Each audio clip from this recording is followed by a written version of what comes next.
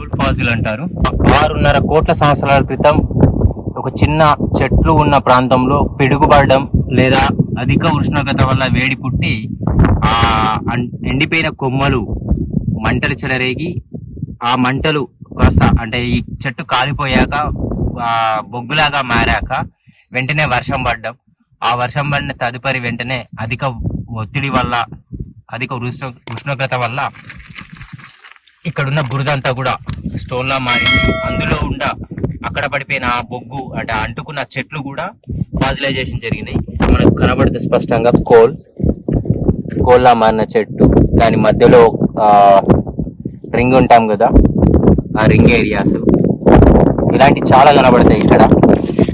And ఇక్కడ ఈ మొత్తం స్టోన్ అంతా కూడా ఆల్మోస్ట్ అలాంటిది. అయితే ఇదేంటి అంటే ఇక్కడ మొత్తం అంతా మొక్కలు తిరుగుతుంది, ఈ ఒక్క కాడ మాత్రమే ఈ కోల్ ఫాజిల్ తిరుగుతుంది. అంటే ఈ ఒక్క కాడ మాత్రమే ఉన్న చెట్టుకు ఆ అగ్ని ప్రమాదం జరిగింది. అది కూడా పెద్ద సైజ్ చెట్టు, దాదాపుగా ఒక 7-8 అడుగులు ఉన్న చెట్టు. ఏ కొమ్మని చూసినా కానీ మనకి చాలా పెద్ద పెద్ద మొక్కలు కనబడే. ప్రజెంట్లీ మొత్తం స్మాష్ అయిపోయినాయి.